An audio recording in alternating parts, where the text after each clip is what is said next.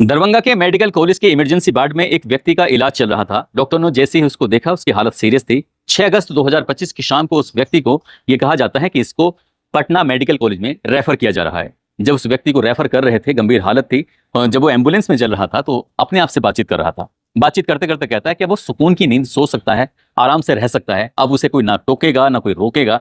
इस तरह की बातें जब अपने आप से कर रहा था तो एम्बुलेंस में किसी व्यक्ति ने ये बातें उसकी सुन ली। सुनने वाली बात भी थी, अजीब बात भी थी। कोई व्यक्ति जेल में जाकर सुकून से कैसे सो सकता है, उसे पहले से नींद क्यों नहीं आ रही थी। दरअसल उस एम्बुलेंस वाले ने जब ये जानने की कोशिश की तो पता चलता है कि इस व्यक्ति ने अभी कुछ घंटे पहले एक कत्ल किया है, मर्डर किया है, और मर्डर करने के बाद ये भागने की कोशिश कर रहा था। भीड़ ने इसको पकड़ा, पकड़ने के बाद इसको बहुत बुरी तरह से मारा पीटा। इसके बाद इसको DMCH यानी कि दरभंगा मेडिकल कॉलेज में भर्ती कराया गया था। यहीं से इसको हायर मेडिकल सेंटर रेफर किया गया है। दरअसल आज की इस कहानी के माध्यम से ये जानने की, समझने की कोशिश करते हैं कि आखिरकार उस व्यक्ति ने मर्डर क्यों किया, जिसकी गूंज पूरे प्रदेश भर में फैल चुकी है। और जहां जहां तक ये न्यूज सोशल मीडिया के माध्यम से लोगों तक पहुंच रही है, वहां वहां तक लोग सिर्फ एक ही बात कर रहे हैं, आखिरकार ये मर्डर के पीछे की इतनी छोटी सी वजह इतनी बड़ी कैसे बन सकती है। आदाब, नमस्कार, सत श्री अकाल। मैं उस्मान सैफी। आज की जो सच्ची घटना मैं आपको सुनाने जा रहा हूं, ये सच्ची घटना है बिहार प्रदेश का एक जिला है दरभंगा, और दरभंगा का एक थाना लगता है बेंता थाना, और बेंता थाना क्षेत्र का एक दरभंगा मेडिकल कॉलेज हॉस्पिटल है। यहाँ 5 अगस्त 2025 की शाम लगभग 4:45 बजे के आसपास का वक्त हो रहा था। एक लड़का, उसके हाथ में चाबी का गुच्छा है जो उसे अपने उंगलियों पर नचाता हुआ आ रहा था। वो सीधा हॉस्टल के सामने उसकी बाइक खड़ी हुई थी। बाइक के पास जैसे ही पहुंचता है तो वहां पहले से ही एक आदमी खड़ा हुआ है। उस आदमी की उम्र लगभग 45 साल के आसपास रही होगी।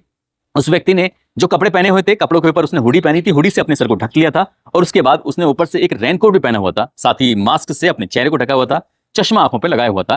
कौन था उसकी पहचान नहीं पड़ पा रही थी। इसी बीच में उस व्यक्ति, जो कि नकाबपोश जैसा व्यक्ति था, उसने उस चाबी को घुमाने वाले आदमी से पूछा कि क्या ये तुम्हारी बाइक है। उसने कहा मेरी बाइक तो नहीं है, मैं तो सिर्फ अपने दोस्त से, जो अपना क्लासमेट है, उसकी चाबी मांग कर लेके आया हूं और मुझे कहीं जाना है। जैसे नकाबपोश ने ये बात सुनने के बाद वो शांत हो जाता है। वो लड़का बाइक पे बैठता है, उस बाइक को स्टार्ट करने की लगातार कोशिश कर रहा था, लेकिन बाइक स्टार्ट होती नहीं है। उसने जब परेशान हो जाता है तब देखता क्या है कि जो प्लग है, उस प्लग का तार किसी ने ऐसा लगा जैसे काट दिया है। अब इसी बीच में उसने कहा कि ये प्लग का तार किसने काट दिया है, तो नकाबपोश व्यक्ति को कहता है ये तार मैंने काटा है।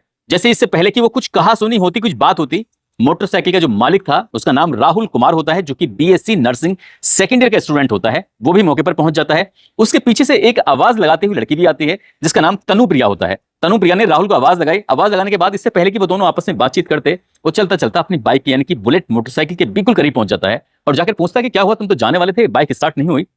उसने कहा कि इस व्यक्ति ने मेरा जो बाइक है उसका प्लग काट दिया है। अच्छा, इतने देखते ही उस व्यक्ति से जैसी बातचीत करने की कोशिश की जा रही थी, तुरंत ही उस नकाबपोश ने अपने पास से तमंचा निकाला, और तमंचा निकालने के बाद तुरंत ही उसके गोली मार देता है। यानी कि राहुल को गोली मारता है, और गोली जो लगती है वो उसके सीने पे लगती है, बिल्कुल दिल के एकदम से करीब।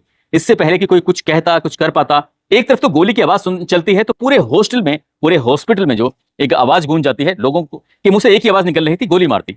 अब इस डर जो पीछे लड़की आवाज लगा रही थी, वो लड़की एकदम दौड़ते हुए उस लड़के के पास जाती है।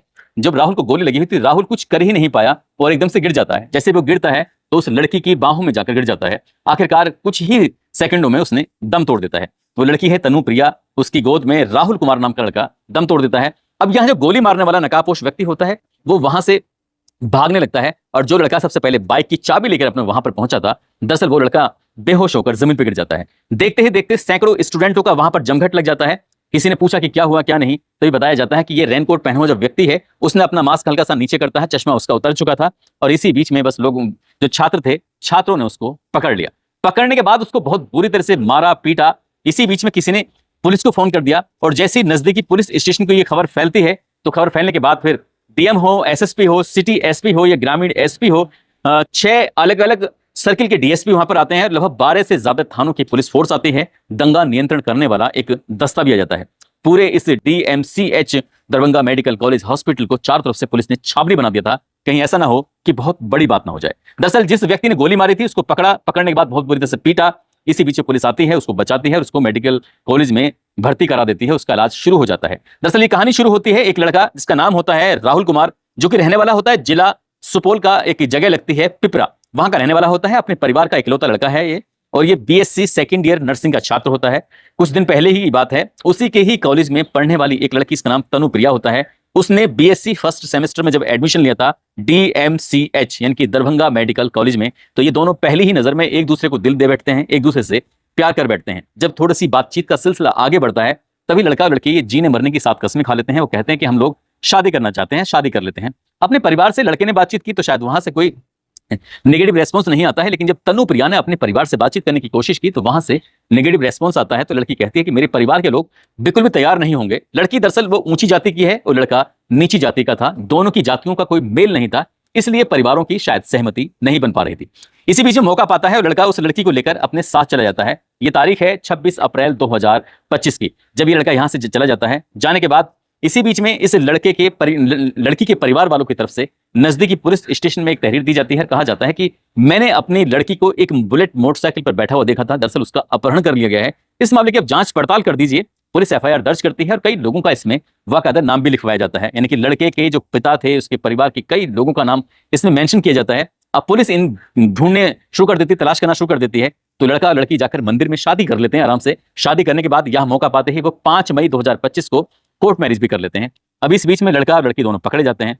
लड़की के जब कोर्ट में 164 के बयान हुए थे तब उसने ये फैसला लिया कि वो 18 साल से ज्यादा की हो चुकी है और वो अपने अच्छे और बुरे का फैसला ले सकती है, इसलिए वो इस लड़के के साथ पूरी जिंदगी बिताना चाहती है, इसी से शादी करना चाहती है। जब कोर्ट के सामने ये बात कही जाती है तो आखिरकार कोर्ट को ये बात माननी पड़ती है, क्योंकि कोर्ट हमारा इस बात की इजाजत देता है लड़का लड़की अगर बालिग हैं, वो चाहे किसी भी समाज से क्यों नहीं बिलोंग करते हो, वो आराम से शादी कर सकते हैं। लेकिन कोर्ट ने, कानून ने तो इजाजत दे दी, परिवार ने इजाजत नहीं दी थी। अब लड़का और लड़की जो दोनों डरे हुए थे, सहमे हुए थे, इन्होंने जाकर थाने में ये भी मदद मांगी कि हमारी भी मदद की जाए, हमें जान को खतरा है, हमें नुकसान पहुंचाया जा सकता है। इस तरह की बात थी। पुलिस अपने हिसाब से काम कर रही थी, लेकिन धीरे धीरे जो लड़की के पिता थे, उनके परिवार के सदस्य थे, उनके नफरत का दायरा लगातार बढ़ रहा था। नफरत ज्यादा बढ़ रही थी और वो अपने अंदर ही अंदर बहुत गुस्से में थे। आसपास के लोग उन्हें टोकते थे, रोकते थे, कहते कि तुमने अपनी बेटी को कितनी मेहनत से पढ़ाया लिखाया, अब वो लड़की एक नीची जाति के लड़के के साथ चली जाती है, आप कुछ भी नहीं कहते हो। पिता परेशान था, हालांकि पिता एक अपना क्लिनिक चलाता है। जो भी उसके यहाँ पर कोई भी पेशेंट आता है, ज्यादातर पेशेंट इसी बात से बातचीत करते हैं। कभी कभी नई बात करते थे तो ऐसा लगता था डॉक्टर को जैसे क्या वो सिर्फ उसी की बेटी के बारे में सोच रहे हैं, देख रहे हैं, और वो डॉक्टर अपना अपने इतना परेशान रहने लगता है। और उसने एक तारीख चुनी 5 अगस्त 2024 की सुबह। वो DMCH मेडिकल कॉलेज की जो हॉस्टल था, उस हॉस्टल के बाहर खड़ा हो जाता है, जहां अक्सर वो बुलेट मोटरसाइकिल खड़ी हो जाया करती थी। वहीं खड़ा रहता है। सुबह 11-12 बजे के आसपास वहां पहुंच जाता है। कई घंटे तक लगातार इंतजार कर रहा था कि कब यहां से अंदर से हॉस्टल से राहुल निकलेगा और निकलने के बाद वो उसको देख लेगा। इससे पहले कि राहुल तो निकल के आता नहीं है, उसका दोस्त उसकी बाइक की चाबी लेके आ जाता है और वो वहां से जाने की तैयारी में था, लेकिन वो बाइक के प्लग काट देता है, प्लग की जो डोरी थी उसको काट देता है ताकि बाइक स्टार्ट ना हो सके। इसी बीच में मौका पाता है। मौका पाते ही वो अपने ही दामाद, जो कि शादी हो चुकी थी, अब दामाद ही कहेंगे, उसकी गोली मारकर हत्या कर देता है। और उसकी हत्या कर देता है। उसके बाद उसकी जो बेटी है वो चीख चीख कर लोगों के सामने, मीडिया वाले भी वहां पहुंच जाते हैं, पुलिस वाले भी पहुंच जाते हैं, वो कहते हैं कि मेरे पिता ने मेरे पति की गोली मारकर हत्या कर दिया है। मैंने इस बीच में अपनी बहन को भी फोन किया, माँ को फोन किया, भाई को फोन किया, लेकिन किसी ने सुना ही नहीं, किसी ने देखा ही नहीं। मुझे इंसाफ चाहिए। यदि एक निर्धारित तारीख तक उसे इंसाफ नहीं मिला तो देख लेना वो भी गलत कदम उठाने के लिए मजबूर हो जाएगी।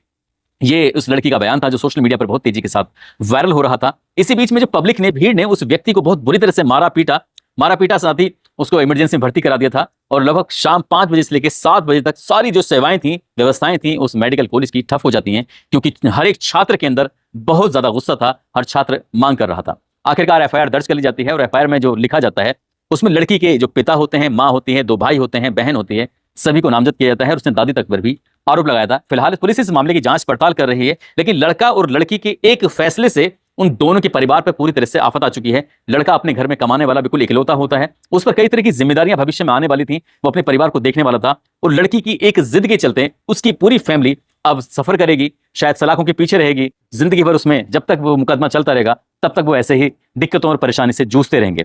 दोस्तों, कोई भी फैसला लेने से पहले कई बार सोचना चाहिए कि इस फैसले से किसको क्या दिक्कत हो सकती है, परेशानी हो सकती है। जैसे ये घटनाक्रम सोशल मीडिया के माध्यम से लोगों को पता चलता है तो लोग तमाम तरह की प्रतिक्रियां देना शुरू कर देते हैं। कुछ लोग ऐसे होते हैं जो इस लड़की के समर्थन में, कि जाति ऊंच नीच, ये सब अब बहुत पुरानी बातें हो चुकी हैं, ऐसा नहीं करना चाहिए था पिता को। लेकिन कुछ लोग ऐसे भी हैं जो इस लड़की के पिता के इस फैसले की सराहना कर रहे हैं, तारीफ कर रहे हैं कि बाप ने सही किया, उस बेटी को क्या इस दिन के लिए पढ़ाया लिखाया था। समझ नहीं आता कि समाज के कौन सा हिस्सा सही है, लड़की के जो सपोर्ट कर रहे हैं वो लोग सही हैं, ये लड़की को बुरा जो कह रहे हैं वो लोग